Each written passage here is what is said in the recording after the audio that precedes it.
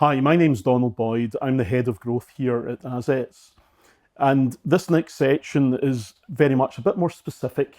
We talked earlier about the cost of business crisis following on from the budget, but it's probably more specific to the property and construction sector. Through Azets, property construction is one of our key sectors that we see. It's an area that we see the length and breadth of Azets, from Aberdeen office down to our Truro office, and as far afield as Swansea, right through to Maidstone as well. So north, south, east and west, Azets are seeing property and construction. I've got here some of my colleagues across the firm with the various specialisms. So we've got Jimmy Durham in the accounts and business advisory services side of the business. Richard Oddy on our restructuring and insolvency side, but on the good side of that, I happen to add, and Clair Williams, our head of employment tax. Clair, probably just start with you, and I'm getting a little bit technical now. So construction sector is an area of interest to HMRC, particularly things like IR35, CIS, and all that. So, what are you seeing in our client base? Yeah, we've got a lot of clients in this sector, as you've already mentioned, Donald, and a lot of them are having to use kind of flexible workforces, which is a key hot topic with HMRC. Basically, HMRC want people that are working as an employee to be taxed in the same way as an employee would be. So there's a lot of different ways that they go about looking at that. So you mentioned the IR35 rules, there's employment status rules, there's rules around agency workers, and it just basically pushes the responsibility onto the contractor. So the person that's engaging somebody to work to make sure that the tax and NIC is properly accounted for. There's lots of potential pitfalls as well in that. And also construction workers tend to work away from home as well. They do, yeah. So you've then got the issues of overnight allowances and all that good stuff as well. There's a lot of travel and subsistence rules around, is this a taxable travel payment or is this something that is non-taxable? And it revolves around rules as to whether it's a temporary workplace or a permanent workplace. In the construction sector, there's a lot of complexities as to how something will be considered a permanent workplace and therefore taxable in terms of reimbursements for travel or payments for travel. So yeah, it can be quite complex to navigate. It's all about processes, data, making sure you know what's happening across the full workforce. Yeah, so that's great on the employment tax. There's lots in this sector. Turning to you, Jimmy, you act for a number of developers as well. So what are you seeing in terms of their management information and what they're doing to run their business and maximise their profit? Well, in terms of the management information, there's various different types of developers. There'll be ones who have no management information, which are the ones ideally not keeping control of costs, not making the right amount of profit. But then you've got the ones who are doing the regular monthly MI and they're keeping control of the costs. They can see where things are heading into overruns and various other taxes, etc., and things like that. But that's the key where we want to be in the development side, is as much control over the management information and the costs. And just basically, when that red light happens with the development, you can hit it head on and do it straight away and just basically mitigate it as soon as possible. Yeah, so I mean, management information, even in the developer sector, is a relatively simple business model. Is quite fundamental because, Richard, you've come across you've acted for a number of developers that have maybe got into trouble in the past. So the information's key, isn't it? It absolutely is. Challenge that you've got, I think, with with construction and with property development is the timescales. That's the key overriding feature of the business model. And so, what you're asking from management teams is, let's put a quote together for, it might be an extension, it might be a new apartment block, whatever it is. It's going to take a lot of time, and we're living in I keep saying this is a regular thing, an increasingly volatile economic environment from a business operator's point of view. So, and none more so than construction. In restructuring, we see this time and time again. Lots of sectors are facing difficulties. In construction, yes, you've got the normal difficulties that other people have got, whether it's the national insurance movements or whatever it is. But then you've got issues with supply of materials, cost of materials, energy costs. availability of resource is a huge issue now. Labour's a huge issue in this sector. Huge issue. So, and you're having to put a quote together over an 18-month period. So if you don't have the MI to monitor that and have the systems in place to be able to go back to your client, then you're going to struggle. So really, it's a sector where the old adage of time is money is Absolutely. very, very true. Yeah, absolutely. Delays are a problem. Yeah. I think there's only one. For the larger projects now, there's only one thing for certain is that when you're putting that initial quote together, the only thing for certain is that that's not going to be what it costs. Yeah, it's another sector as well that the credit reference agencies sometimes get it fundamentally wrong, because they've got a lot of cash in the balance sheet, and then suddenly 9 months later that business is no longer there. So the cash cycle of maybe not a developer, but a construction company is always quite an interesting place to be. It is, and it's not just the credit. It's not just the credit agencies that struggle as well. If you, if our advisory colleagues were here now, if you go to market and talk about construction funding, you don't get many people knocking at the door looking to put a product in place. There are funders. They know construction well. There aren't many of them, and the reason for that is quite simple. It's a very difficult. It's a very difficult market to understand for the operators. Yes. And coming from the outside, it's really difficult to make it work. Yeah, and I think, Jimmy, you probably see that it's process and the client's processes that are fundamentally important to the success.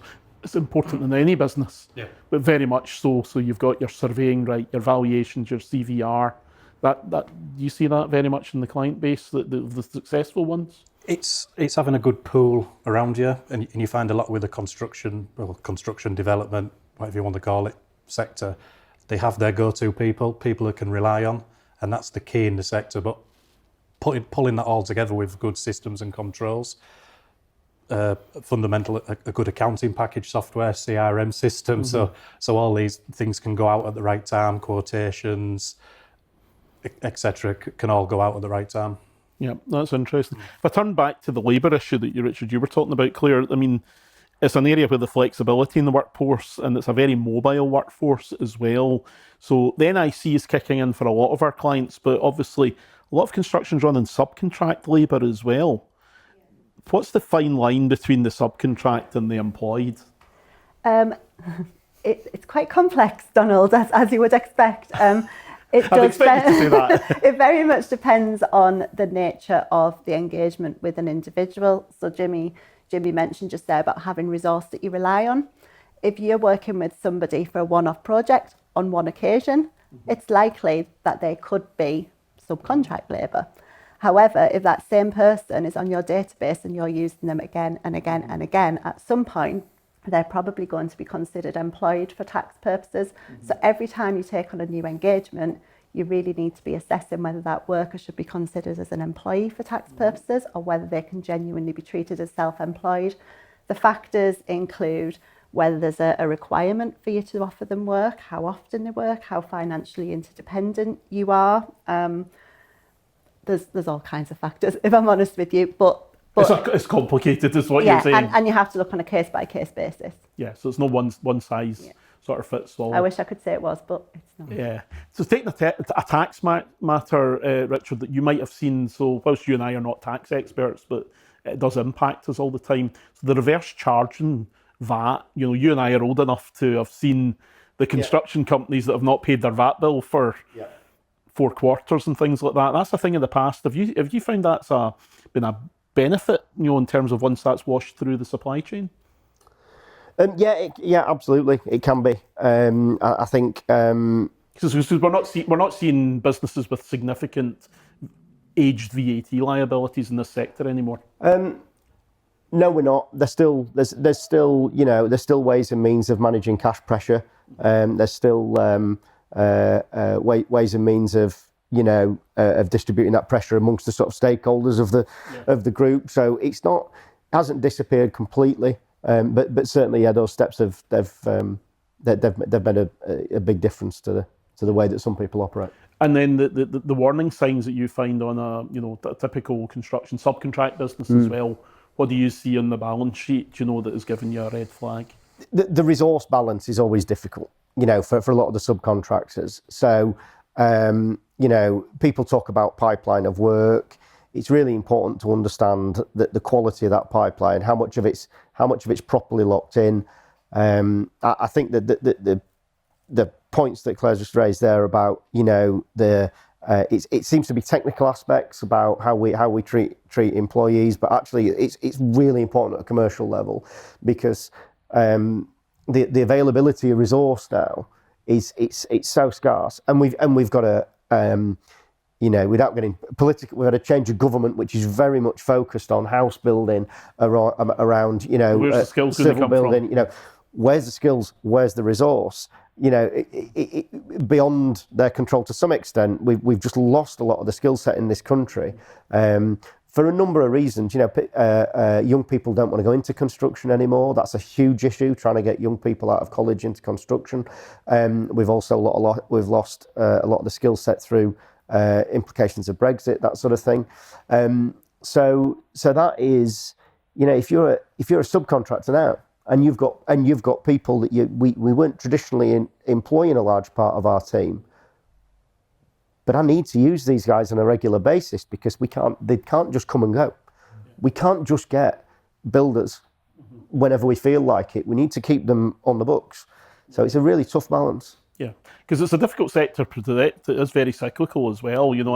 I did joke earlier that we can ask two partners in Azets, how's construction doing? And you can get two polar opposite ideas, because it is quite a micro sector across the business. So, Jimmy, your clients, how are they faring at the moment? Well, I'm going to give you a two-polar answer, to be honest. It's coming with the development hat on. You've always got your people in the development sector who it's basically risk and reward. The ones who are still willing to take the risk on development, land, opportunities will still do it. The ones who are maybe not au fait to it and tried and tested developers, you'll see them maybe a bit more hesitant, maybe looking at markets to dictate that in terms of interest rates to drop in the future. But yeah, it's risk and reward. You're still finding the ones who are tried and tested are going out there, still getting the developments done and ploughing forward with it. Yeah, because the developer market's a fundamental shift, and say, God, I'm old enough to remember 15, 16 years ago where there was a huge amount of development finance in the marketplace, and now it's a rare beast. Yeah, as Richard was saying, they are out there, but they're few and far between the specialists. It's just something. And the cost of capital, it's almost a JV partnership. No, exactly. That you're talking about now. And people, you see more and more now in the development world, people are doing joint ventures with construction companies, high net worths, just to minimise that risk out there for any. We'll say again, such a risky sector at times. Yeah, absolutely. So Claire, just one last question then. So if you're given one piece of advice to one of our, construction clients, it's quite labour heavy, what would you be saying to them at this point in time? I would be saying check your labour supply chains, because you may have employment status, you may have IR35, you can have travel and subsistence, construction industry scheme, all these different things that could potentially apply to your labour supply chain. You need to know who you've got working for you, make sure you've done the right registrations, and make sure that you're keeping on top of it. Yeah, no, ideal. And Richard, theoretical question, you've got 5 million lying out in work in progress, you've got 2 million in the bank, and there's 6 million lying out in creditors and all that. Would that be starting to give you concerns about a business like that? Yeah, it would. I think for even you, with 2 million in the bank. Yeah, the guy in the street thinks so wealthy. Well, it's all circumstances in it, but I think all we say, we do a lot with construction businesses, as you can imagine, and all we're saying to people at the moment is really that there's been a cultural challenge in the sector over the years. And the reality is, it's a zero-sum game in many respects. You may win on your price argument with your customer, and the margins are quite near zero in some cases. The margins are tight, and we've seen some big failures recently, and there are part complete projects all over the place. So, we've discussed this earlier on another clip, but stakeholder management is key. Yeah. Getting in there early, having the conversations, and working in partnership. Yeah. The customer supplier arrangement. We're not supplying widgets in construction. This is a real partnership where it's about It's about sharing the margin, sharing the pain, understanding that there are challenges beyond the control of everybody, and that the key thing is getting that project done on time, and not about winning your personal battle on margin. Yeah, no, and Jimmy, one last question for you as well. So, in terms of management information, getting it right, it's a complicated area. There are a lot of the processes in your world, which is the accounts and business advisory side of things, have maybe not catered so well to the construction industry. We're talking about retentions and subcontractor retentions and things like that. What would you advise those businesses out there that are struggling with that? You've hit the nail on the head. There's little nuances there in the construction industry where some of your accountants won't understand that. And if they're not understanding that, for the management information, it can be very costly to cash flow, the profit, well, even just something like work in progress. If you're not doing monthly work in progress, you don't know where your profitability is going to be for the lifetime of the project. But say, if on the final note, it's that old saying, cash is king, and regular MI, and just adding to that some sort of cash projections. You try and find an advisor who's specialist in the sector to do this, because even the profit, I would even say the profitable construction developers out there, do your cash flow management. It's not always about the profitability. So also adding to that, get some cash flow forecasts in place. Simple or as complex as you want, but just at least have a look at your cash. Great, thanks. Thanks, Jimmy. Thanks, Richard. Thanks, Claire. Great conversation there. So as you can see at Azets, we love property and construction. We are quite passionate about it. So, and there's three top tips for you right away from our experts, which is looking at your employment tax side of things and employment status. From Richard's side of things, engaging with stakeholders when times are troublesome and watch that working capital. And from Jimmy's point of view, make sure you've got the right management information in place. You've got your cash flows in place as well. So all these things we can help you with it here at Azets. And as I say, it's a sector we love.